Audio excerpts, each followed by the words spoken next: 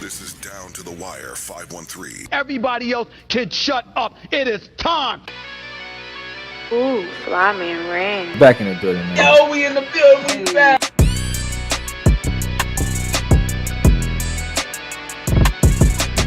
Make sure y'all follow us on everything Down to the Wire 513.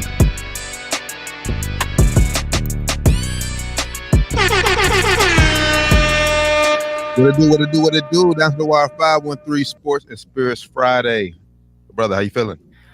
Back in the building. I ain't got no spirit with me. Say, I ain't got no drink, no water, nothing, man. I forgot all about the spirit, man. But hey, it's rainy outside. I'm a little drowsy today. Like, damn, I'm a little tired, sleepy because it's rain, man. But hey, we're making this Friday. We here, man. Yeah, that rain will definitely do it to you. Thank God I ain't, well, days like this, I'm glad I don't have windows in the studio, so I can't see outside. Can't see out there. Okay, I'm looking out the window right now. It's like, damn. I just go to sleep, man. I'm not looking forward to the drive home in about an hour or so. Yeah, everybody y'all out there, be careful, man. It ain't raining too bad, but never know. People drive like bozos when it ain't raining, so exactly. Make sure y'all be careful out there. Buckle up.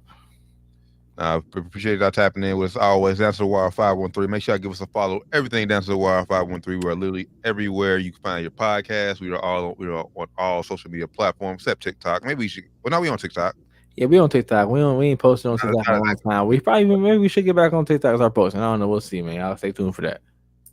But yeah, man, make sure y'all follow us on everything Down to the Wire 513. Like, subscribe to us on YouTube. Hit that notification bell so you know every time we go live.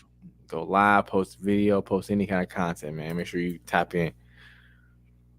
So after we got off the show, in the show Wednesday, went home, sleep, whatever. Woke up Thursday morning. We had some breaking news that Mike Tyson is getting back in the ring. 57-year-old Mike Tyson. He's getting back in the boxing ring, and he is scheduled to take on Jake Paul July 20th at AT&T Stadium. Jerry World, man, it's gonna be crazy. What was your reaction? When I first saw it, I'm like, it's gotta be fake. When I first saw it, like, is this trolling? Is this real? Then looked into it more, and I was like, okay, I guess this is really a real thing. You got Jake Paul versus Mike Tyson. So, I don't know what to expect with this. Mike Tyson still, if you watch any videos of him training, he still looks like he could go out there and kill somebody. So. Not sure what Jake Paul is thinking trying to fight this man if they have no kind of limitations on the fight. Now, what I've heard, and I'm not sure if this is true or not, is Tyson's prior fights, like recent, like when he fought Roy Jones Jr., they had kind of some clauses in there where he couldn't go super hard. So if that's the case, then hey, more proud to Jake Paul. I think this will be definitely a good event. But if this is a case where it's no limitations and Mike Tyson go out there and actually try to fight and try to knock him out, Jake Paul is a crazy man. So you're saying even at 57, who's an active boxer, he's had over 10 career fights, more than 10, but who's an active boxer is still kind of crazy for getting in the ring with Tyson. Yeah, because I think we've all seen Jake Paul fight, and we see the opponents that he fights. He doesn't fight any I don't want to say real boxers, because some of those guys are real boxers, but they're not like high level boxers. And Mike Tyson is one of the best heavyweights ever. So I'm not sure the weight they're going into. I don't think it's a weight class. I think it's going to be free weight, but I'm sure Tyson is heavier than Jake Paul as well. So yeah, from what I've seen, Jake Paul, I don't know if he'll be able to last in the ring with a Mike Tyson that's going hard. You know what I mean? Let me see. I'm not sure they came out with all the stipulations and everything yet. I'm not sure how long will the fight last, how many rounds will this fight go? Because I think obviously the longer this fight goes, I think it's going to favor Paul. But I don't expect this fight to be like a 12-round fight. Another maybe 8 at most. 8 the longest. I think it'd probably be somewhere between 5 and 6 probably, but 8 at the longest. And then maybe for 8 is still a long for a guy almost 60, pushing 60. 8 rounds is a lot. And then hell, if it's even 3-minute rounds, because I think was it him and Roy 2 minutes? Yeah, I think it was 2-minute rounds. So I mean that plays a factor too. But I think Jake has the skill to at least survive. I mean, will he like? I don't think his chin has been really tested yet, so that'll be the thing. If there's no limitation, Tyson catches him. Like, is his chin? Will hold up. Yeah, will it hold up? Tyson still can he punch the walls, man. Like he still can lay a punch down for sure. Tyson is the true definition of that old man strength. Like no matter how old he gets, like you still afraid you gonna break something if you let Tyson hit you. He still looks very intimidating when you're out there working down the ring. He still looks pretty fast.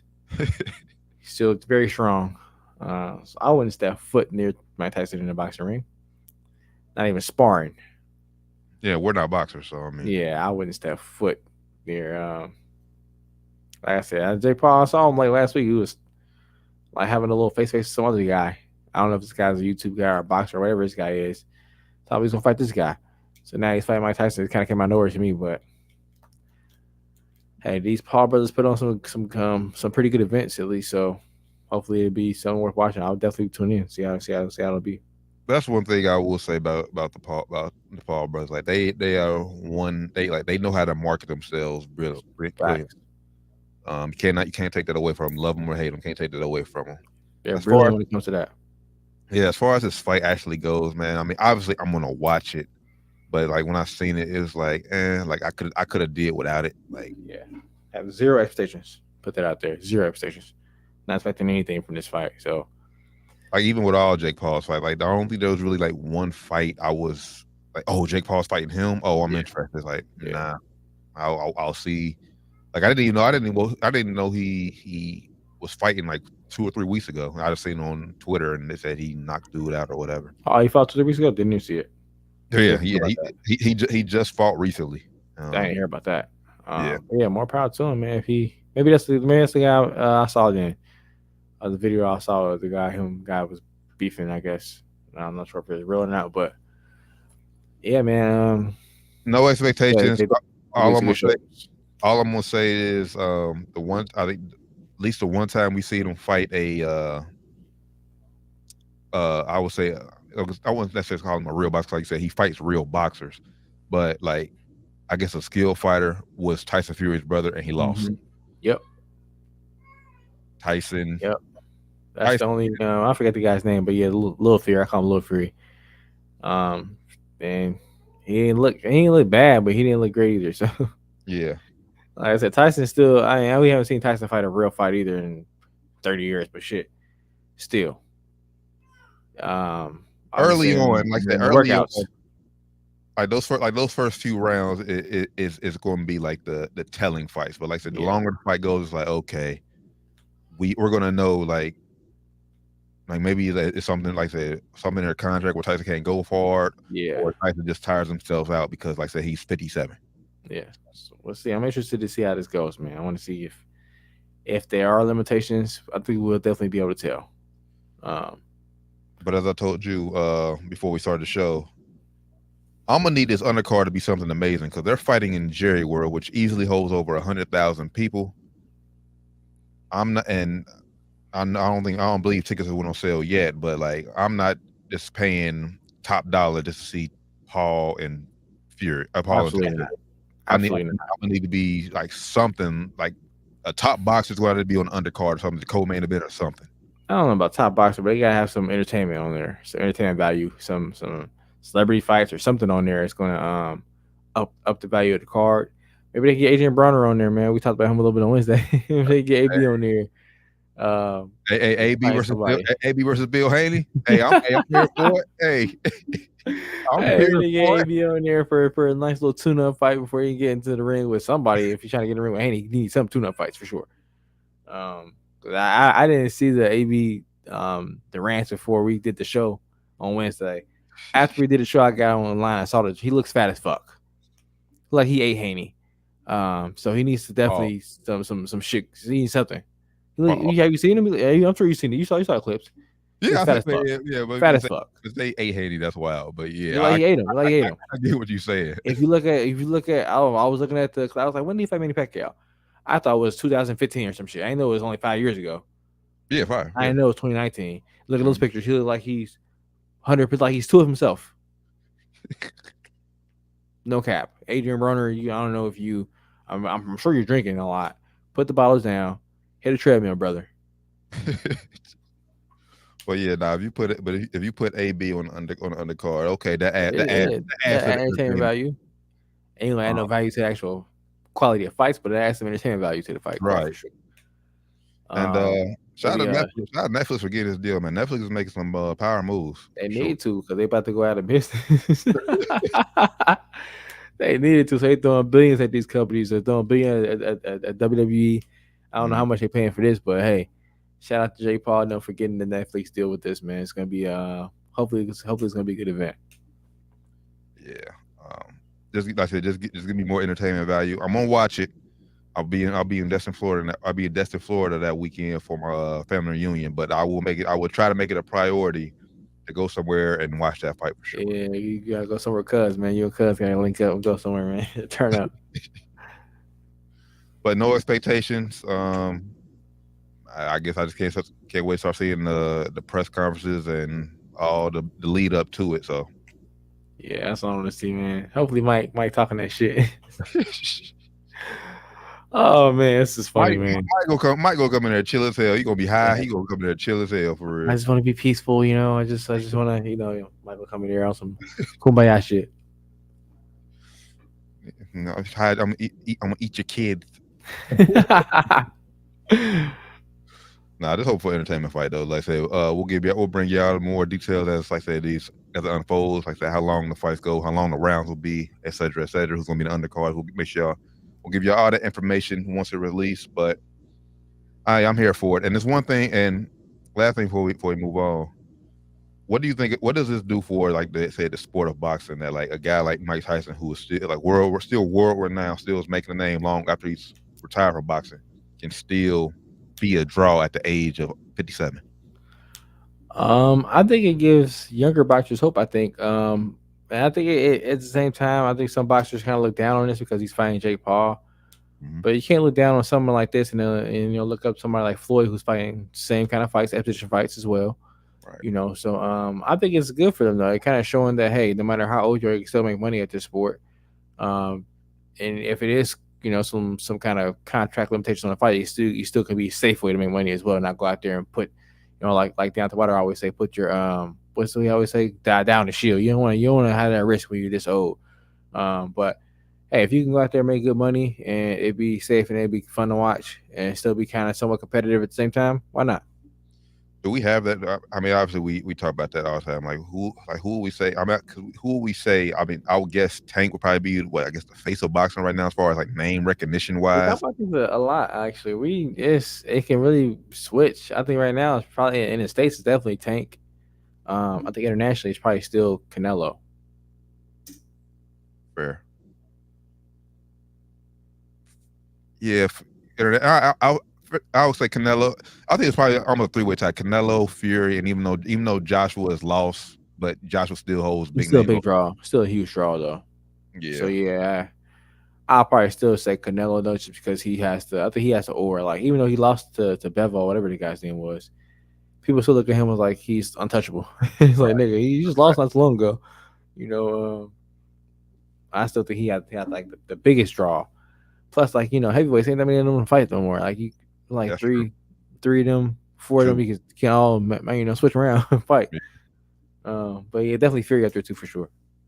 Yeah. So obviously boxer. I mean, you don't have to say this, these current boxers who are currently active, man. You just got to make yourself marketable, basically. Yep. I say just because you're a great in the ring. You gotta have some type of personality so your name can continue to make money outside of boxing once you retire and everything. So yeah, I just be a crazy talker and talk on the mic, say some crazy shit. You don't want to say nothing too crazy if it's not who you really are. So you still want to be yourself, but you gotta find some way to be marketable, man. You can't just be a log out there, and not be entertaining on the mic and not be entertaining in the ring either. You gotta be a little bit of best of both worlds. I think that's kind of what the UFC kind of does. They do a good job of talking shit, even though they don't get paid nowhere near as much as boxers get paid, which is crazy because their fights are definitely more brutal. I think more technical. They got to do more shit. Worry about the ground. Worry about submissions and shit. So, yeah, just got to be more marketable if you're a boxer in today's I'm taking years off. I mean, I'm not saying years off, but like these long layoffs. I mean, I know it's these boxers have more control in when they fight and who they fight now, but like it's coming up on a year. Will be a year in June. I mean, since Bud and Spence fought. Yeah. It's like I haven't heard any inklings of who Terrence Crawford is going to fight next. Nope. I've been seeing more Terrence Crawford doing other shit than even training or in the ring or talking about who he fighting next. I've been seeing him on the hoop court. I've been seeing him at some other events and shit, which is fine. You know, you want to live life as well. You know, you finally, had that big fight. You finally kind of arrived a little bit, but you still gotta keep your foot on the gas at the same time. You know, he should be out there trying to fight Canelo or somebody. Well, Canelo's he already announced his fight. He's fighting May 4th, obviously. That's one thing I know. We know Canelo's fighting 2 or 3 times a year. Yep. Around Cinco de Mayo and then either September or like October or August, somewhere around there. Yeah. But he has a fight. He has a fight coming up. It's not against Charlo, who he said he wanted to fight. It's not against Bud, who he said he would give a fight. So I'm not sure what's going to happen. But Canelo expected to fight. Staying active though, that's one thing I think. You said the boxers have kind of more control who they fight, when they fight. Maybe they have too much control. They have a little bit too much control. You look at someone like UFC. I think Dana White makes most of the fights up. Or he makes most of the cards. So, of course, I'm sure the fighters have some input in that, but same time, he's gonna get people what they want to see, kind of when they want to see it, on time, and not maybe a little bit late, but it won't be 5 years late like it was when we saw Floyd Manny. Right, facts. So July 20th, it was perfect timing. That's still, I think, like a week or two away from the start of the Olympics. Yeah. And then that's smack dab in the middle of, like I said, summer. So like there's nothing going on that weekend. So I think that's perfect timing where nothing's going on that weekend. So I think you'll probably have them, like I said, a lot of pay-per-view buys. So should be a good payday for both of them, or who's all involved. So should be, man. We shall see. Down to the wire, 513 Sports and Spirits Friday. Tap in with us on everything. Down to the wire, 513. Oh man, to the association, man. We got some bad news to report, man. And honestly, man, I think the future of this guy, man, is his basketball future. It might be coming to an end here real soon. Yeah. Ben Simmons, he announced the other day that he will miss the remainder of the season with a back injury. The back obviously has been giving him problems since he left Philly, since he was in Philly. Yeah. And it's been lingering ever since. And now it cut his season down once again. So, what does the future hold for Ben Simmons? Obviously, the Nets. I mean, the Nets weren't expected to do much. But as far as Ben Simmons' health and his basketball career, what does his back injury do for him? I mean, he already was on the he's gonna be on last year of his deal next year. I think he makes like $40 million next year, almost $40 million next year. So after that year, regardless of whether he has back or not, I think he's gonna be looking for a major pay cut. If you ask me, I don't think any team is gonna give him max dollars, anywhere near max dollars, if you ask me. And he was already having issues with coming off the bench, or with the idea of coming off the bench when he came back this season for the Nets. And I think that's how most teams would look at him, as a bench player for the rest of his career, probably. So if he doesn't accept that role mentally and want to actually, embrace that role, his career probably could be on the way out, man. We may not see Ben Simmons play more than 20 games in the NBA ever again. With his back injury, if he does come back, who knows if he's going to be healthy enough to even play. I don't know how many games he played this season, but it hasn't been a lot. So if he comes back next season, is he going to be consistently playing? And if so, is he going to be good enough to convince the team to want to take a chance on him, to sign him and bring him back with his issues that he has, with his injury issues, and also his just mentality issues of just wanting to be coddled a little bit too much. I think he wants to be still looked at as a starter, still looked at as a star, and he's not that at all. And I think he has to realize that. Ben Simmons has played in 15 regular season games this year. Yeah. So I highly doubt if he comes back next year, he's going to play more than half the season. So I'll say 40 games. Over under 40, I'll take under. And I'm taking that for his career. Left in his career, over under 40 NBA games. And Ben Simmons' career, I'll give it under. And the thing is, like you said, next year is last year of his deal. I don't want him to like feel like he has to push himself just to try to prove like, yeah, I can still play. Like, nah, bro. Like, if you come back next year and your back is still fucking up, brother, you might have to go on and consider hanging up because you want the longevity of being there for your family out long after basketball. Yeah. This basketball shit, like if you can't walk type shit for the rest of your life because of back injury, then what use is going to be the money? You're going to have to build for the money. It'll still be useful because, but won't be as useful. You can't walk. You got enough money right now. You can still, end up quitting, retiring, and being able to, like you said, walk and enjoy life. Extra, contract. It won't do it if you're not going to be walking, man. So that's first and foremost. So you got to worry about your health.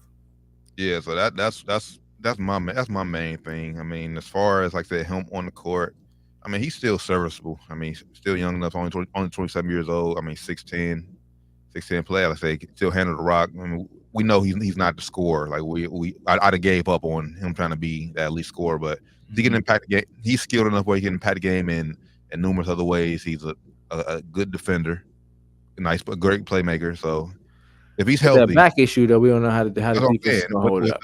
With the back injuries, is how long. Because this year he when he came back, he put up decent stats when he was playing, but he watched the games, he was not explosive at all. Like, he could not get to the rim at all. And he ain't gonna shoot threes or shoot jumpers at all. So it's like at that point, what are you gonna be good at? Just passing the ball? Like, yeah, but if you're just gonna be a passer, you're not gonna be a starting point guard in the NBA, bro. That's just the way it is. Or starting player in the NBA at all. So hoping for the best for Ben Simmons. Hopefully you analyze all your options as far as if you got to get surgery or is there some type of treatment you're gonna have to get. But don't fuck around with that back, brother. Yeah, they're saying he's taking this time out to explore other options. Meet with some specialists and kind of see what's going on to see if they can. I think he said some nerve issue. If he had a nerve issue, man, it might be a wrap, man. Might be a wrap. Let's see. I mean, he talked to Markelle Fultz and go whoever Dr. Markelle Fultz said. He had a nerve issue. That's what happened to his shoulder. It was a nerve issue or something that was going on. They got it kind of fixed. He still ain't where he was, before the injury, but he's still in the NBA. He's still playing. So. Yeah, hopefully he can figure out what's going on and get that resolved. Hopefully he can last and have a longer career than just what he's had so far. Would you call his career a bust based on where he was drafted at? Ben Simmons? Yeah. No, I won't call him a bust. He was all NBA at one point in his career. He was looked at as a perennial all-star before the injuries and the whole Philly shit happened. So I won't call him a bust. I would just call him. Definitely has a lot of untapped potential, though. A lot of untapped potential, but I won't call him a bust at all. Yeah, bust will be a little too hard of a word. I would just say, like, honestly, I almost had to put him in that category. I don't even want to put him in that category because, like, for me, it was just mental with him. Like he's just mental. I was gonna put him in that category of what could have been, like the Brandon Roys, D-Rose, Grant Hills, all of them. He still could be in that category, but his is gonna be a little bit just more of just injuries was definitely a part of it, but it's also a mental. It was just could be injury too. He had a mental thing, or you just can't get over the mental shit. That's all it was. And that's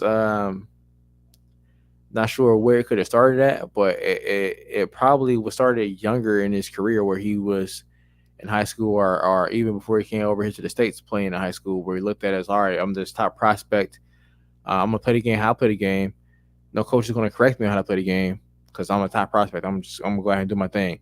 And if he would have had a hard conversation, back in high school with his coach set him down and said, Ben, I need you to start shooting the ball. All this could have been nipped in the bud way back then with the whole mental shit. Of course, we don't know what happened with his back and his knee and everything happened as far as injury goes, but just as far as him on the court, and that's where it all started at, if you ask me, on the court with the mental shit. Then we start seeing the other shit come up with his back and everything else come up. But if he would have worked on had that challenge earlier in his life when he was, before he became a pro, and he started working on his game and working on not just being the athletic big that can be a big point guard, he probably would have not had these problems in the league, And I think you probably could blame it the whole culture of basketball in the States, honestly. Even though he's not from here, he came over here and this is where he was playing at. And I think it kind of hurt his career overall, just him being entitled. I think he feels like he's entitled to be the way he plays, even if you look at just the whole him talking about his whole criticisms. Oh, nah, I could do everything else but shoot. Like, who need to shoot? I can do everything else good. Just that mindset is like, bro, why would you feel like that? Yeah, we get it, but like, bro, why not be able to shoot too? That's just that's just a crazy mindset. I mean, because you are, like you said, you are that guy. Like no one would criticize, like no one would be mad if you shot the ball and you just missed the ball, bro. Like, Yeah, like just shoot the ball. Like just shoot it. And this is a big thing. Was like, why didn't you shoot the ball? Like, I do everything else very good. Y'all just focus on what I can't do. Like, yeah, because it's a glaring weakness in your game. And you look at the NBA today, you need to be able to shoot, bro. Especially if you handle the ball, you need to be able to shoot. You trying to be a point guard. Then the way teams are defending you, like they're daring you to shoot. And yeah, like at this point, you're gonna be in the dunker spot. You can't be handling the ball and not shoot, bro. Like you can't play the way you want to play if you're not gonna develop that skill. Yeah, so yeah, I think he's just a case of untapped potential and it's like a lost cause. And he would know better than I know where to start at. If it was his parents, because you see this a lot with the whole AAU culture and shit. Where the parents get mad at the coaches. Oh nah, my kid can do this. Why you ain't doing this? Why you ain't running this play? Why you get my kid more playing time? They go start their own team and go do their own thing. And Ben has been like he came to the States. I think he was working with he went to Mount Verde, where I think one of his dad's friends was I don't know if he was coach there or he was some kind of employee there. And then he went to LSU where his dad's godfather was the coach or some administrator there. So he's been going places to where he has somebody in the system that's going to protect him every stop he's been at until he got to the league. That's where everything kind of went south after a couple of years in the league. So only he would know where it started to go south at. Yeah, man. It's just sad that we're like I said. And unfortunately, I think honestly we're gonna see more and more, not necessarily more players like Ben Simmons like afraid not to shoot, but like more and more players who feel like they don't need to do they don't need to do such and such because they never did. I got this. I'm me. I can go somewhere else. Somebody else want me. If you don't take me the way I am, I'll go over there. That's what the whole transfer portal shit is doing now. Yep. Coaches get mad at me for checking out these shots. I'll go over here where this coach is gonna be happy for me because I'm a top prospect. They're gonna just want me to come over here just because I'm me. Where this could be a bad thing, man. It could be a real bad thing because if you end up getting to the NBA and you have to come across a tough challenge, you're not gonna know how to accept that shit. You can't just run in the NBA. You're gonna be under contract. You can't just run. You can try, right? But it always ain't gonna work out for you. You're gonna be out the league very soon, very fast, I should say. Very soon. So I hope I don't start having to start sounding like my dad when he watches the NBA because my dad's been saying for years how watered down the NBA is. I hope as I continue to get older and I'm watching NBA, I hope I don't have to start saying how watered down the league is. But definitely watered down. But I saw a clip on Twitter like yesterday. It was like the 1990 something finals. And they were just showing like 2 minutes of it. And the NBA definitely watered down today. But if you watch the NBA back then and say that the players of today and the game today is not better than it was back then, and you are blasphemy. Now you can say I prefer to watch that style. That's no problem with that at all. But to say that this style of play, this style of this brand of basketball is not a better brand of basketball we have today, you're insane, man. I was watching. It was the Bulls versus I think it was the Jazz. Bro, spacing was fucking horrid. Niggas missing layups. Niggas couldn't dribble for real. Niggas dribble in one hand. It was just 1990 something. Terrible, bro. Like spacing was just. But anything else being was just spacing. Spacing was so bad. Like you had two bigs on the blocks. They were setting screens for each other, trying to get the other one open. Like what is going on here, man? Like this basketball would never cut it today. That's what it was. Hey, you never cut it today, man. You had positions. Niggas couldn't shoot for shit. I'm the power forward. You're the center. Yes, like niggas couldn't shoot for all five defenders. Was damn near touching the paints, bro. It was crazy, crazy, man. Looking at today's NBA and that NBA is like totally different sports, man. Almost, it's crazy, man. Like I could see why niggas say, "Oh, yeah, I would average 40 something today." He probably would average almost 40 because there's so much space. He had to be a lot more efficient than he was back then, but he probably almost would average 40. That's facts. Just because the spacing is crazy, man. There's no bigs in there to block his shot. There's bigs in there to block shots, but they spaced out. Like they got to worry about guarding everybody can shoot threes these days. Almost everybody in the league. I would have had a longer career. He wouldn't have been hurt as much. Yeah. Because you don't hits AI was taken back in his blades, but you're flagrant. You're probably suspended 2 or 3 games now. He probably would have shot at least 4 or 5 more free throws. he probably would have easily. Now, like I said, he would have to be more efficient. He wasn't very efficient. He had to be more efficient. But he probably would shot more threes. One thing too, he probably played less minutes. He played like 40-some minutes a game one season. He probably would be down somewhere down 35, 36 minutes a game. But still, I think the pace of play way faster today too. He's fast as fuck, so he would have got at least probably 6 more shots up, 6 more free throws. AI would average probably 40, like he said, probably 43. 40. And that ain't no over because hell, you got these guys now averaging 33, 36. You got Luka averaging 30, 35. He leading the league in scoring right now, 35 and a half or some shit. And he plays slow. For the most part, he plays a pretty slow pace basketball. But yeah, I'm starting to believe that these guys who saying I would average 40 like nowadays, yeah, not all of them, but like Kobe's, the AIs, the elite scorers of that era back in the early 2000s probably would average 35 plus easy today. Easy average 35 plus, almost 40. Yeah, James Harden averaged 36 a couple years ago. Joel and Luka averaged 35 this year. Like Shea averaged 32. Mm-hmm. Like Shea don't shoot a lot of threes. Like Shea kind of, he don't play like AI, but AI would be more of like a Shea player. Like he more mid range, getting to the rim kind of guy. Don't shoot a lot of threes, but AI would shoot more threes than he shot back then. And he probably average, like I said, 40. Inefficient. I would still say inefficient 40. If he was on that, if his team was that Sixers team that was when he was prime. But if you give them that same Sixers team, but everybody shoot threes, it'd be different. Or if you put him in a situation like a Jalen Brunson, something like that, playing with not no stars, but some good teammates. He was gonna average. Like Jalen Brunson averaged 27 this year. Average. Insert prime AI on the Knicks, like Jalen Brunson right now, boy. Hey, yeah, it's crazy. That New He York would have to be a little more efficient. He definitely have to be a little more efficient. But I think he would be. Well, I'll tell you, Tiz wouldn't be the coach because AI didn't really. I mean, he really didn't play defense. Yeah. But Tiz like playing his players a lot of minutes. I would love that. I would have loved that because that nigga didn't want to come out the game at all. Nah. He was going hard every second on the court. He was going hard. One thing I will say about he played hard. He played his ass off every night. But like you said, like AI said, he didn't need to play defense when he got like the defense player or not defense player. He had 6 man. Basically, the guys knew they role. Y'all play defense. I'm scoring. Yeah, like y'all can't score worth shit, so I got to do all the scoring. Y'all got to help me out on defense. Hold me up, I hold y'all up on offense. And they did have defensive player. I forgot Matumbo defense player. Yeah, they have Matumbo. Aaron McKee plays solid defense. Eric Snow plays solid defense. Keith Van Horn wasn't a really good defender, but he was decent. Yeah. They had a nice little squad though for back then. Those times basketball, it was a solid squad. AI just a beast. Yeah. Speaking of a beast and someone who's going to have the channels enter AI for them to make a long playoff run, Ant Edwards. Man, that block last night was crazy. Man, that's the highest I ever seen anybody jump to block a shot. That and that job block from I think last year or 2 years ago was probably the 2 best blocks I've ever seen. Did Ant hit his head on that?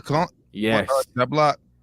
Yes, hit his head on the rim. And the way he landed was, man, I thought he was going to hit the way he landed. Landed on the shoulder and the wrist.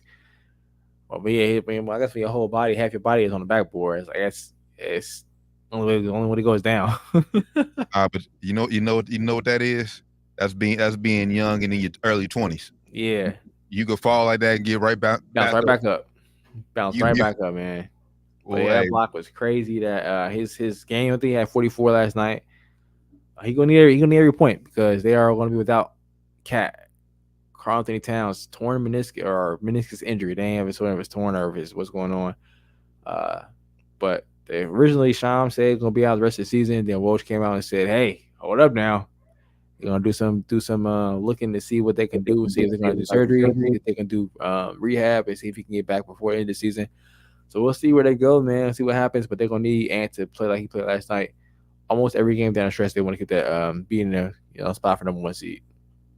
Realistically, based on Ant's continued evolution and the step he took up this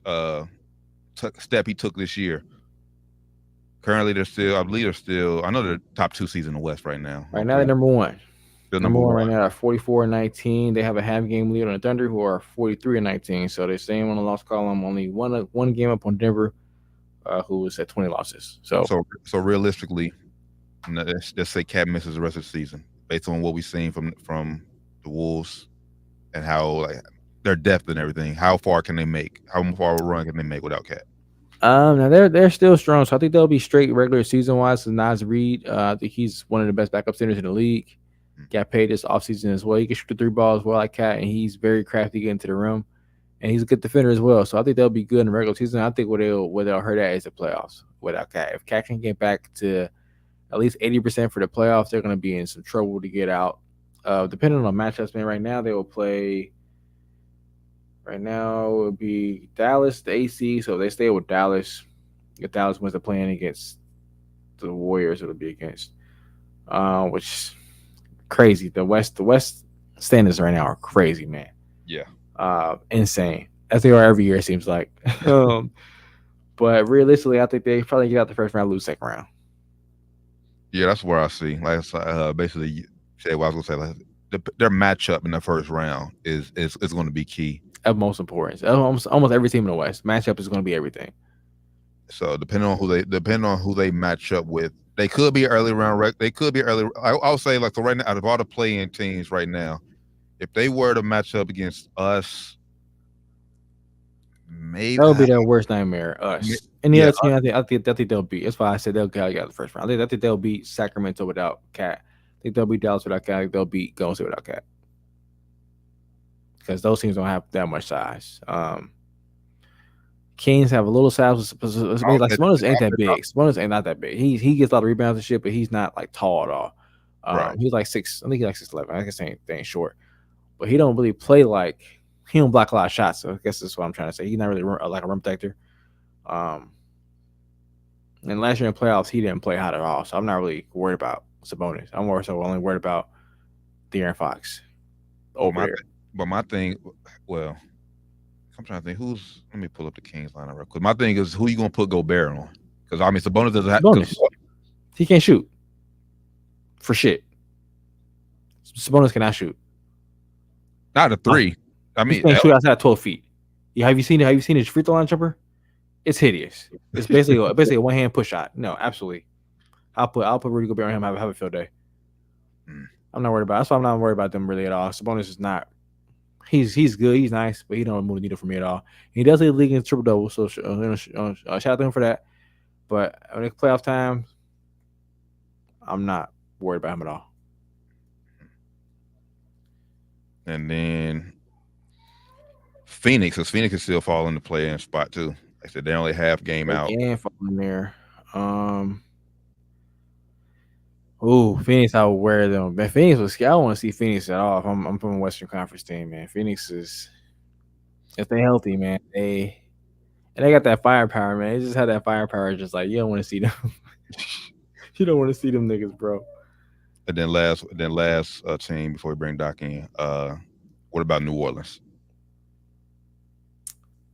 Again, I'm not too worried about New Orleans. If I'm, I'll put it like this: teams that I would try to play. If teams I would want, I'll be like, look at my top 4. If I'm in the West, New Orleans, OKC, Sacramento, and Minnesota, probably just because the inexperience with the younger teams and inexperience all of them. I'm not really sold on any of them in the playoffs. I'm just talking about for the Wolves matchup. For the Wolves matchup, yeah. I wouldn't worry about Pelicans either. I won't worry about them. Like I said, the only thing I worry about them with missing Cat is size, because he brings size. He stretches the floor with them, and he can guard like a Jokic, and they can have Gobert off Jokic, Roman helping off on Jokic. That's what this team is built for. This team is built to play the Nuggets. So I'm not really worried about any other team, honestly, other than the Lakers. We're big too. I'm not really worried about first round matchup with any of the other teams, honestly. All right, but I still, either way, no matter who they get in that first round matchup, I think they're still gonna need a heroic performance from Ant for sure. Yeah, right. So you have to average 35 plus. Yo, what's going on, brother? Oh, brothers, I'm just driving. I seen that you guys are rocking it in. Getting ready for the birthday weekend. It's tomorrow. Hey, birthday, brother! Early birthday. I had to go get some spirits. You feel me? Of course, we already know. We We know what it is, brother. We know what it is. Oh my God! So I saw what I was looking at, getting on there. What is the chances? The T Wolves. Was it how far can they get without Cat or Yeah, what you think? Yeah. first round exit? Think first round exit. Okay, Yeah, that's not terrible. Me and T said we probably maybe got the first round, possibly. Depending on matchups. Matchups, Play, everything. Yeah, matchup. And then I heard you say Phoenix. You don't want to see Phoenix. You know, I picked Phoenix to. Yeah, I don't want to see Phoenix at all. I can see them if they get healthy, man. They just beat Denver the other night in Denver after playing terrible the whole game for real. They came in hard. KD went off OT. Yeah. Without Yeah, Book I mean- too. Without Book. Book's been out. And that's the crazy part is they got 3 people that can win a game for you. Yep. And Bill wasn't even Like- playing that good. It was just KD wasn't even playing that good. KD actually played terrible. They still won.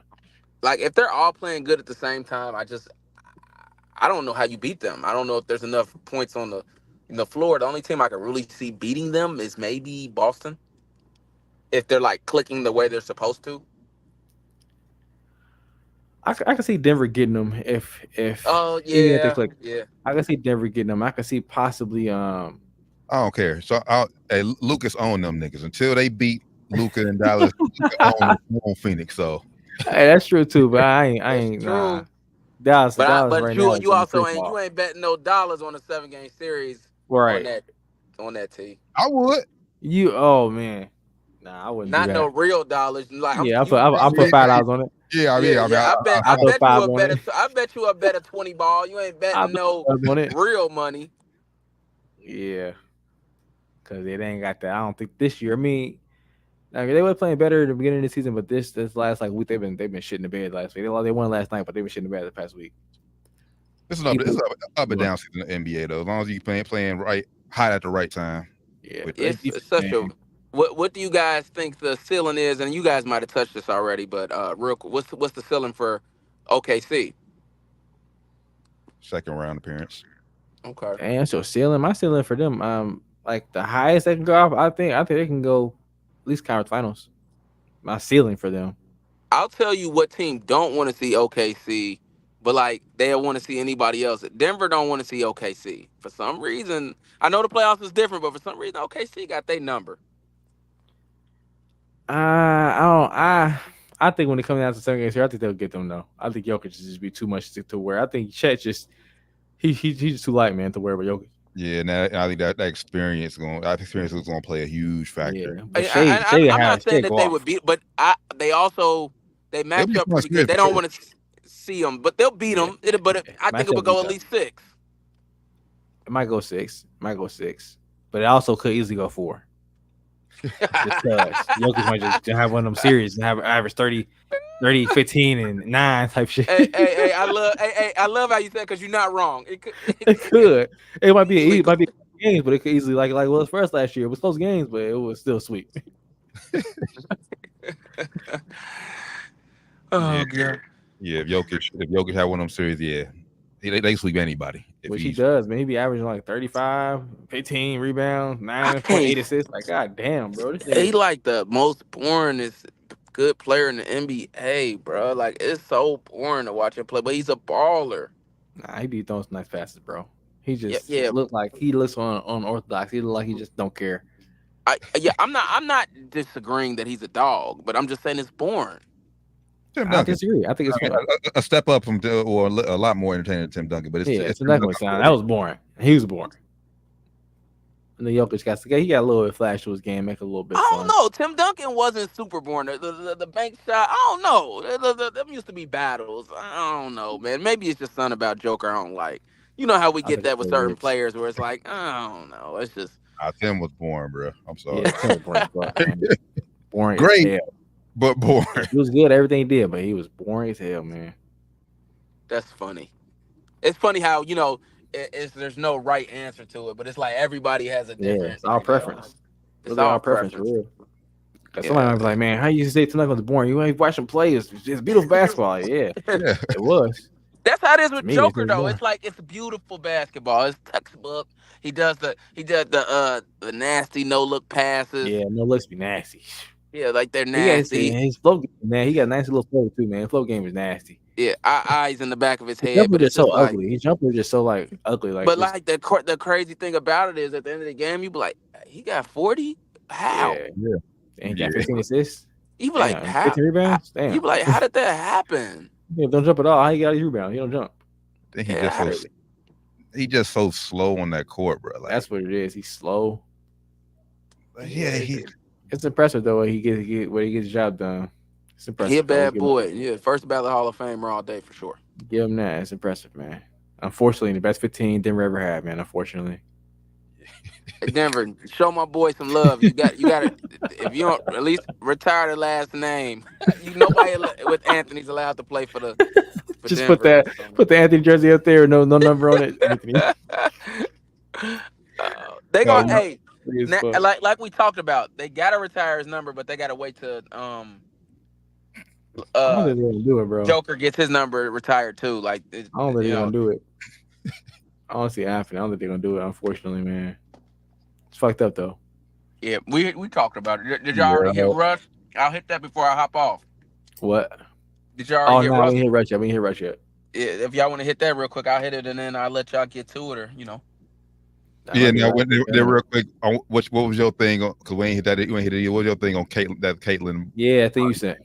Oh man, that's disrespectful. If y'all didn't see it before we hop on it, Doc said something in the chat that said an NBA executive, was it a scout? Yeah, it's gonna be a scout. Said that on his draft board he got Caitlin Clark higher than Bronny James. It's just disrespect. Like, no, he's not serious, but it's disrespect at this point. That's crazy. We looked it up. She's a dog. She's 6 feet tall. Yeah. And weak compared to compared to a man, NBA athlete. She's weak. You said you said she probably wanted to get a shot off unless she spot up in the corner. Yeah, bro, she would not get a shot off, bro. And then we she played get some like a deep ass three, where they getting guarding type shit, and she might make it. And all right, we got them guard a little bit after bro, that. Bro, the speed of the game is just way different. And I'm not taking nothing away from these girls, but like, it's just some certain D1 athletes that I just know, even at my best, I would have not been able to compete with. But go ahead. Some of those girls that are D1 Lee outfit at my best, I probably would have beat or could compete with, at least, where I should not be competing with these people. Yeah. And I'm gonna preface this: there are some girls who can hoop with the men, but Caitlin Clark, I don't. Yeah. Her game don't translate to hooping with dudes. Like Kelsey Mitchell will be better. Not NBA guy, not NBA. Yeah, not NBA dudes, because she only get too physical. You know what I'm saying? She more like a more like a Steph, but she not like Steph has actually gotten stronger in his career. She's not strong at all for. She ain't fast. I mean, Steph ain't the fast, but he's sneaky fast. He's quick. Yeah, and he got handles. She ain't got no handles for either. You know. And I don't know if she can run around like Steph does too. Nah. Like I said, it would be like kind of like. Now I know it's no shade to this guy, but he came into the league and niggas thought he could take over. He didn't do shit either. Kind of like Jimmer for that. Yeah, you know, if he came in the league and can do shit, why would she be able to come in and do anything? And another person that came in the league and didn't do shit initially, JJ Redick. You know, and that's my boy. And it turned out to be a really good player, but initially he ain't do shit either. And the game he's 6'4". The game was a lot slower back then when JJ came in. Yeah, he's 6'4". Yeah, like bro, it's not a man. So probably stronger than she is. Probably definitely. So the scout isn't serious, but he's very disrespectful. Yeah, and he wouldn't say it to LeBron James' face. I think he's just trying to make the point that Bronny's not an NBA player, which is obvious at this point. And you know he didn't put. And he said NBA scout. He didn't put a name on it. So yeah.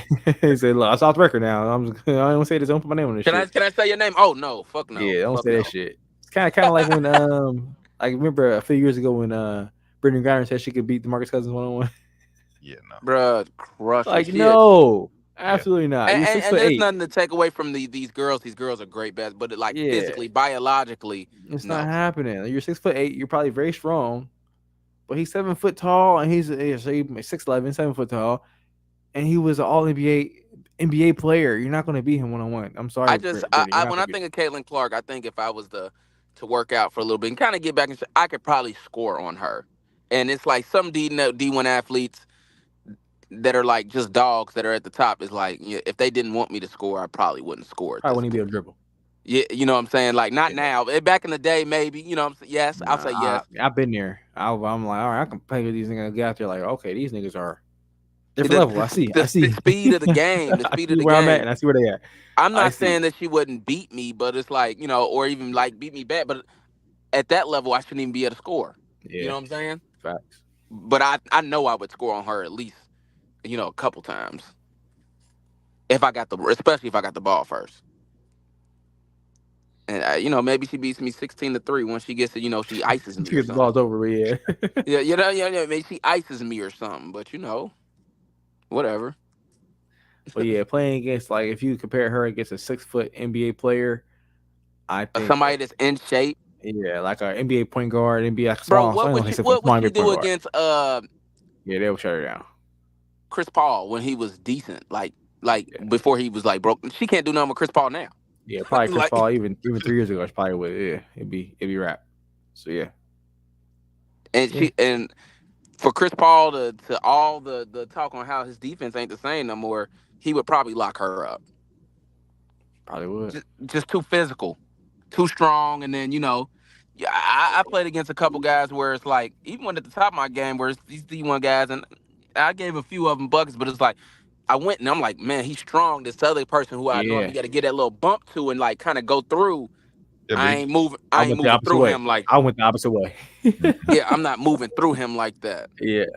Are you But trying to let me- swipe through? You trying to swing through? Like, damn, all right, these niggas is strong. Like, I Yeah. can just swipe through and That get arm, start that dribbling. arm Like, ain't nah, it's over. moving. That arm It's ain't over. moving when I'm swiping Yeah. through like that. Yeah, it's like, So it's like like, y'all let said, me. Yeah, Let like me y'all said, pass- she's not even that she's not even that shifty enough, like to be able to get around them. So let me pass the ball and run around some screens so I can maybe get my open shot off, like Get you over said. it. spot up, pass the ball, and That- spot. I'm ready. I was really good at that. Really, all right, this ain't my game to know that I'm about to be beating these boys off the dribble, but I Can't know do it. I know how to play the game well enough to Spot where up. I'm gonna be an effective basketball player on the court still. I'm ready. Where it's like, all right, I ain't beating you, but like, let me give me that. I'm a head fake you, get you up a little bit. Yeah. Now I can Get get you you to the going. basket. Facts. Hit a couple times so I can get you off your feet. But yeah, she wouldn't be it. I don't think she would score a point. Not. That's not fair. She'll get an open shot eventually. And this shit. She would be out here to be like you, run off screen, hella screens. Mhm. That's really all she had to do. And still at that point, it's still gonna be a deep ass three. Yeah, 'cause she could hoop, so she'll definitely still be, and I'm sure her IQ is high, so I'm sure she'll still be, not just super trash out there on the court, but she would not be effective at all on offense probably as much as you think she would be, or he thinks she would be. She wouldn't be able to do what she does right now. She might not be able to do that in WNBA. We'll see. But say you'll pick her over Bronny is the same. Clickbait, man, clickbait. Nah, for sure. All right, Doc, what's your take on Russell Wilson getting interest offers from Pittsburgh and the Giants? I told y'all about the Giants. That's all I'm saying. I told y'all to add them you boys did to the say that. list. You're right. Yeah, I called it on Wednesday before the reports came out. I called it. He said the Giants. Yep. That's facts. We was like, damn, Joe, they kind of stuck with him. He said, nah, the Giants. They met with him secretly. They didn't put it out there. It was on the low. But they met with Russ. And then, like I said on Wednesday, I thought the Steelers said they was out, but I guess apparently now they in. And they meet with Russ as well. They got it. I mean, it just why It makes not? more sense. It makes sense. Like, Yeah, well, yeah, that's it's what gonna I'm be cheap. saying. That when I thought about that, they hate Daniel Jones so much. And the thing is, he's not. They already got one. He's coming for the low. That's the thing. Like, Yeah, you know what I'm saying? less than $2 million. So It's he no can brainer. so they can mess with him. No brainer. The Giants can, because he's coming for cheap. So You know what I actually, mean? it could be a solve to their problem with Daniel Jones because he's cheaper, like you said, cheap. They already fucked up paying Daniel Jones all that money. Hey, now we can kind of fix that and go get a cheaper quarterback that's gonna be better than him. Yeah, exactly. Now, they would be in trouble if they had to really pay this guy, but he's coming for the low. Coming for low. So it should be no brainer. And also the thing why they gotta look at Russell Wilson now. Saquon Barkley's not there no more. Yep. That was Definitely. his cover, his blanket. Now no more Saquon Barkley. Daniel Jones about to get exposed. Yeah. Worse than he already did last year, get exposed. So definitely, I think Giants would be smart to try to lure him in there, and he'll be smart to try to avoid them at all costs. If you're Yes. Russell Wilson, Russell Yes. Wilson, I would try to go anywhere but New York. I'll try to go to Anywhere Pittsburgh, no. Vegas said they're interested as well. Anywhere but New York. Yeah. Anywhere but New York with that media, and then playing the NFC East, you're at best going to be the third best team in that division. Yeah, So, yeah, it's interesting. I'm interested to see how this Pittsburgh meeting goes. As like our initial report said they were out. Reports said they still want Kenny Pickett to be the long term fix there. I don't see that happening at all. So if they're smart, they will try to move off Kenny Pickett as soon as possible and try to get somebody else. If Russ, if it's after the quarterback, something else. Because Kenny Pickett ain't it. All right, brothers, let me go. I gotta get Nah, you good, dog. Appreciate you all right, hopping on, bro. appreciate you to having my on, brother. festivity. I wanted to hop in and hop, brothers. I love y'all. Yes, sir, brother. Love you, bro. Enjoy your birthday, man. Happy birthday. Early Be birthday. safe. Yeah. All right, brothers. Peace. But yeah, I mean, as we talked about before we hopped on with Pittsburgh showing interest in Russell Wilson. Kenny Pickett, he hasn't been able to be healthy for a full season, so that has to be under consideration. Okay. And then even when the games he's playing, he didn't wow. Like, it's not games where he wowed you. Like, he didn't have any show you anything worth he keeping. didn't have any Joe Burrow type game. Yeah, like he didn't show you anything that's worth. Like, all right, we kind of excited about this guy. If he's healthy, who knows what can happen? Like, he's healthy, we still gonna be shitty. That's what they think. So it's like, why keep him? Like, I was watching Get Up at First Take this morning. They were just going over the stats. Like, Russell Wilson has more touchdowns than their whole quarterback room in the past couple of years. Like, it's a no-brainer for them to want to bring him in there as well. I don't know if I label this guy, but he's game manager Kenny Pickett. That's all he. That's yeah. Oh, that's all. That's his ceiling. That's his ceiling. That's his ceiling. Game manager. Don't fuck shit. Don't turn the ball over. Yeah, like, bro, don't throw it to the other team, please.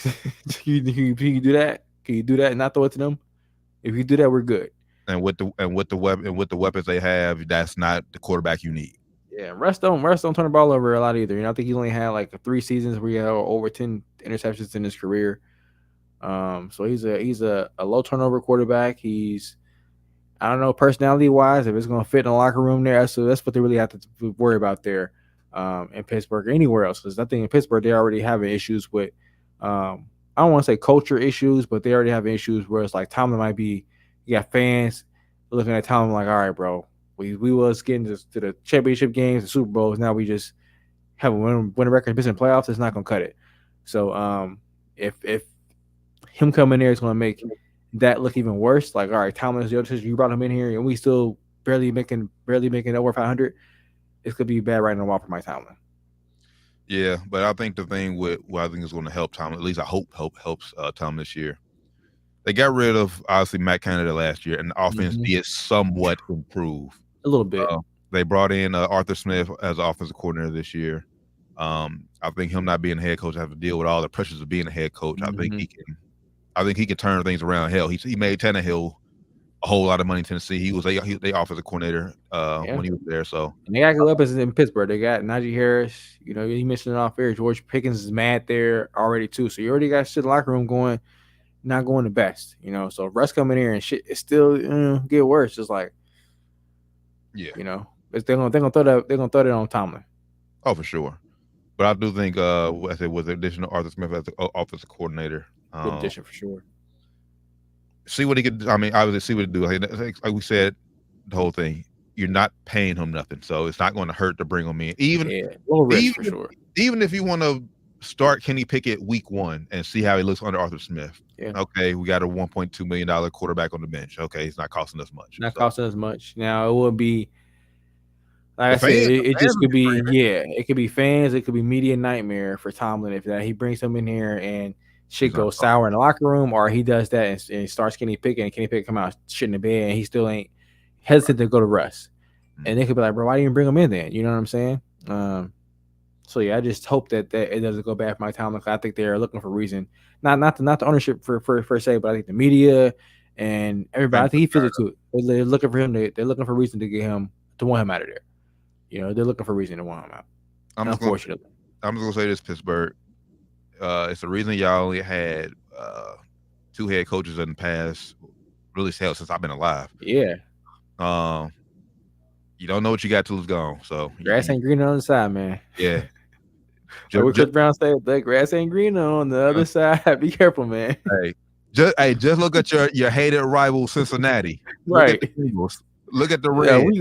we kept Marvin Lewis for too long, so don't do that. But yeah, the grass ain't always green on the other side, though. We got rid of Dusty Baker, and we've been shitball ever since. Yeah. Like we're finally now just coming out of it, and how long that's been? Barely. We're hoping to have a good season this year. So yeah, but yeah, man, it's I think Pittsburgh will probably be one of the best spots for him. Pittsburgh or Las Vegas, I think, would be the best spots for him. That we've heard their interest so far. I would, like I said, when Doc was on here, I would stay away from the New York Giants at all costs, unless it's the only option you want to play. Then hey, by all means, go for it. Facts. All right, before one last thing before we get out of here, this is kind of unscripted, but I just seen this guy tweet something and it kind of brought me up, brought attention why he's in the news. Real quick, what does I know did you see the reports what happened between McAfee and Stephen A. Smith? Yes, I wanted to read it. I forgot about that. Oh shit, I saw that. Not sure if it's true or not, but yeah. If you didn't see reports, the rumors are that it was an explosive argument between Stephen A. Smith and Pat McAfee, where it ended up where Stephen A. Smith banned Pat McAfee from coming on First Take again. Pat McAfee was on there every Tuesday during NFL season for a little, segment or whatever. But apparently it was because he called Stephen A. motherfucker. That's what the report said. Not sure if it's sure now. I don't know. Pat McAfee don't rub me as a guy that comes in wanting to start drama. Nah. Stephen A. rubs me as kind of motherfucker that's sensitive though, for sure. Very. Same thing with Shannon Sharp, very sensitive. Please stop talking about everybody talking about you, bro. Leave it alone. Fuck them niggas, bro. Let them talk. But yeah, Stephen A. Smith, if he did this, lame. But if this happened, I think if this is true, I think Pat McAfee is actively trying to get released from ESPN. If this is true, I think he's actively trying to get out of his ESPN contract. Just everything that happened before with the whole executive shit, where he called out the executive for putting out the false ratings and shit. To the whole Aaron Rodgers shit, where he said Aaron Rodgers come back on the show. The next day he brought him back on the show. Right. I think he's trying to fuck with the executives and trying to get himself exited out of his contract because I think he's kind of fed up with ESPN. Yeah, I think he realized. Obviously the money and everything looked good. We said this even before all this shit happened. He was going to help ESPN more than ESPN was going to help him. He knows that. His brand was already set, but now regardless. Yeah, but now that he's in ESPN and see how everything's working, it's like, okay, nah, this ain't. I can't help this. Yeah, I gotta play ball with these motherfuckers. I gotta do this shit. And apparently it was over something that a project that Stephen A. Smith is apparently producing that Pat McAfee is gonna be a part of or something, and they had creative differences. This is what the article said. Again, this is all speculation. You are correct, and usually, like I said, both those two guys, when something happened, they're quick to hop on it. Like their podcast, they both have platforms where they can hop on it and They address it. And they ain't saying shit about it. So look at me thinking this might be kind of true because we saw something happen maybe a month ago or so, 2 months ago, where Stephen A. Smith addressed up on his podcast where he said, "Now I heard somebody talking about Pat McAfee. I love the brother." So he said he kind of downed everything, kind of like X, like nah, ain't nothing going on, kind of killed it. He ain't said shit about this. Now this just came out like maybe a couple days ago. So I don't know if he had an episode that came out since, but neither one of them niggas addressed it. So it's like, damn, is this true? Like, what's going on at ESPN, man? More drama in the sports personnel media world. Yeah, but also if you're ESPN, I know Stephen A's contract is coming up at ESPN. I know he's due for another negotiation. All these guys are making top money. They brought it. Shannon Sharp, Pat McAfee, Troy Aikman, and Joe Buck. You brought it, paid top notch to get them. ESPN. Ryan Bill come and do. Ryan Clark just got an extension and $2 million a year. Apparently, allegedly, $2 million a year around about. And that's it. Granted, that's more than what he was getting because he said he wasn't gonna take another deal without knowing his worth. So shout out to Ryan Clark. If that's what you want, brother, I'm proud. I'm happy for you. But yeah, Stephen A. Smith is contract due for another year, and he see Shannon getting like roughly 17, and all the other guys getting what they get. Yeah, Shannon said also one of those little viral clip where he said with Ocho on the nightcap last night. The Cat Williams check came in. He said he made more off that episode than he made playing NFL any season he made NFL. Any contract year in his NFL. Looked it up. He made NFL $5 million. So he made over $5 million for that one interview. So stop addressing these haters, bro. If they hate on you and making fun of you, let them hate and they'll make fun of you. Like you said, bring you more money, just let it happen. Don't you gotta address it every podcast. You gotta talk about it. We get it. Hey, just keep laughing to the bank, huh? That's all you gotta just keep collecting them checks, brother. But just keep collecting. Every once in a while you want to bring them, you want to say something about it, but if they're making fun of you because they respect you. It's not no shit they like. You saw the clips that everybody was doing when he did his little Total Wine shit. He coming out Total Wine. Everybody had the muscle suits on. They doing it just having some fun. Like they ain't no malice with that shit. And also they doing it because your name brings attraction. Like your name bring them views. Yeah, like, they're not doing it trying to shit on you. Like get it. It's helping you out as well as you mentioned it. But then you gotta be so defensive about it, bro. It's just a good time. It's just fun. It's jokes. It's just internet, bro. I know you a little old. It's the way internet works. Yeah. You do something, you get popular. Everything you do becomes viral. Well, Cat, if you want to come down to the wire 503, Cat, hey. I think that 40 you ran 4.9. Ain't too bad for a 52-year-old. That ain't too bad, man. Hey, you from the city? You from the city? Come on the show, man. Come on the pod. I saw you on Joe Rogan. He spent gems. Joe Rogan spent gems. Nah, that's fact. Nah, but shout out to everybody involved. But I am interested to see what ESPN is gonna do with Stephen A. Smith and his contract negotiations. Gonna be interesting. He definitely ain't going nowhere. I don't see him going anywhere. So they're definitely gonna give him the back. I think they're gonna back up the Brinks truck for him, as long as he don't have any slip ups or no dumb shit he say or to do. In the meantime, he should be okay. Well, that means more layoffs from ESPN must be coming in, unfortunately. I don't know, man. I don't know. I think they're doing better than they probably ever had before, even though they had laid people off. I think their company's probably doing good. That they were just trying to get leaner, trying to sell. I think. Yeah, but that's a whole different day, man. Different topic for another day. So we ain't gonna hold y'all no longer, people. Man, it's Friday. We about to get off here and enjoy our weekends. Say happy birthday, Doc. Doc about to cut up this weekend. Turn up. For me, I'm about to go home, chill, and watch some basketball. That's all my weekend's about to consist of. Same, I ain't doing shit, man. About to go in here, hold this baby, chill. Rest of the weekend, man. Enjoy college basketball. Regular season ends tomorrow. Duke, North Carolina. I know you're gonna be tapped into that for sure. You know it, man. You know it. Championship week coming up for the men. You got the women's championship week. Celtics on right now. I don't know if the championship week for them or what, but yeah, SEC tournament. I don't know if all the tournaments are already up, but SEC on. Yeah, SEC. They championship game will be Sunday. Tap into that, man. Some good women's basketball. I know all of it. I watched some of it earlier, but some of it is hard. Some of it's hard to watch. But some of it has some good basketball. It's not as high level as WNBA, but it's still some good basketball being played. So just wait till the matchups happen because it looks like we're on a crash course for South Carolina LSU. Yeah, again. So that games will be worth it. Obviously, Caitlin Clark, Ohio State got embarrassed. So I mean, they ain't no rematch with Iowa. But yeah, just enjoy all the basketball right now. Enjoy championship weekend. Like I said the major conference tournament start next week. Start Wednesday. I'm gonna say go Tennessee, go Vols. I need. Sorry, Ash. I need Kentucky to lose tomorrow. Don't say that. For reasons I'm not about to say on the pod, but I'll tell you off air. But I need Tennessee to beat Kentucky tomorrow. So forgive me, Ash. They can win the SEC tournament, just lose Tennessee tomorrow. All right, I'm sure she'll rock with that. But I appreciate everybody tapping in, which as always, man, it's been Down to the Wire 513 Sports and Spirits Friday. Make sure y'all tap in with everything Down to the Wire 513. Go cop the merch. You see my brother Rand, cop the hoodie, man. It's summer's around the corner, so you ain't gonna need no hoodies, but we're gonna have t-shirts, shorts, all that good stuff for y'all, man. So make sure y'all keep it locked in. Make sure y'all catch us every Wednesday night, roughly around 8:30. We go live everyone down to the Wire 513 podcast. Ugh. Spirits started kicking in. Right? I'll be talking too much. So for the good brother, Flyman Rand, Josh Doc Evans, the Terran Bladens, the Down to the Wires 513 Sports and Spirits. We'll catch y'all next Wednesday for episode 321. Till then, y'all have a safe, blessed weekend. We out. Peace.